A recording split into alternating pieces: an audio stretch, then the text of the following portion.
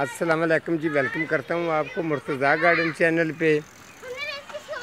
आज मैं आपको इंफॉर्मेशन देने वाला हूँ। ये वो जगह है जिस जगह का मैंने प्रोग्राम के अंदर ज़िक्र किया था कि मैं घास लगा के इनको दूँगा।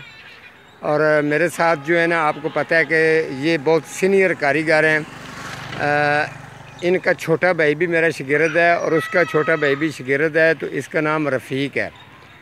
तो रफ़ीक साहब जो हैं ये गुट्टी वाला घास लगा के देते हैं। मेरे साथ इन्होंने भी काफ़ी देर काम किया है, लेकिन अभी भी ये मौजूद इसी तरीके अलग-अलग। जब मुझे इनकी ज़रूरत पड़ती है तो मैं इनको बुलाता हूँ। आज ये घास लगानी थी तो मैंने इनको बुलाया, तो ये मेरे साथ ही काम कर रहे हैं घास का। आपको बता दूँ कि घास लगने का तरीका पहले अच्छी तरह से देख लें। तो ये रफ़ीक साहब का कहना है कि कारपेटर जो घास है उसका लगाने का तरीका अलहदा है। क्या तैयारी होती है ये रफ़ीक साहब ज़रा खुद बता दें। हाँ जी रफ़ीक साहब, घास वालेकुम सलाम जी। घास जो है ये गुट्टी वाली अच्छी रहती है या कारपेटर? गुट्टी वाली अच्छी रहती है वो, क्योंकि ज़मीन में वो खुद जो है तैयार होती है ज़मीन में। जी। ठीक है, ज़बरदस्त, सही कहा है आपने। और जो कारपेट वाली होती है वो तो बस तैयार हुई होती है, बस उसका इतना को ख़ास उसका मज़ा नहीं होता, उसका फ़ायदा नहीं है ये। अच्छा जी, रफ़ीक साहब का कहने का मकसद ये है कि ये घास जो है इसकी जड़ जो जब ये लगा रहे हैं रंबे के साथ ना, तो ये बिल्कुल ज़मीन के साथ फिक्स हो जाती है। अगर आप कारपेटर बिछाते हैं तो वो ज़मीन के ऊपर जब बिछा होता है उसके नीचे जो है वो दिमक भी पड़ती है और कीड़ियों का अटैक भी होता है। घास जो है वो इतनी ख़ास ग्रोथ में नहीं होती। नीचे का जो बैलेंस है वो भी नीवा नीवा ऊपर इस तरीके होता रहता है, लेकिन उसका कोई ख़ास मज़ा नहीं आता।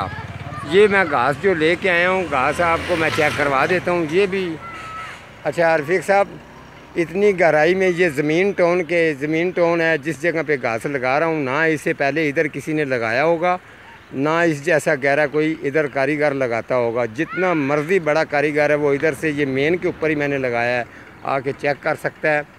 और तोड़ियों की गुट्टी वाला घास जो है वो तोड़ियों की तादाद में लग रहा है। और दूसरा आपको बता दूं, ख़ास बालू मट्टी जो है इस जैसी घास लगवानी चाहते हैं, ये फ़ैन टाका घास का नाम है। तो आपको रफ़ीक साहब ज़्यादा बेस्ट घास यही है जी, यही अच्छा है। इसके ऊपर बंदा चल भी सकता है, नंगे पाँव। अच्छा जी, बैठ भी सकता है। अच्छा जी, एक कोरियन होता है उसके ऊपर बंदा जो है अमेरिकन कोरियन। जी, ना तो उसके ऊपर बंदा बैठ सकता है सही तरह। अच्छा, थोड़ा सा आप रफ़ीक साहब ऊँची बोलना है, लोगों की कंप्लेन आ जाती है।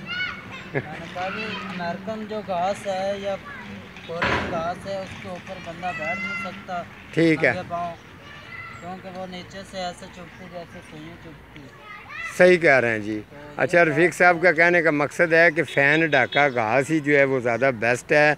और जिन लोगों ने लगवाई है, शुक्र अल्हम्दुलिल्लाह, सभी लोग इज़्ज़त करते हैं। चाय खाना पीना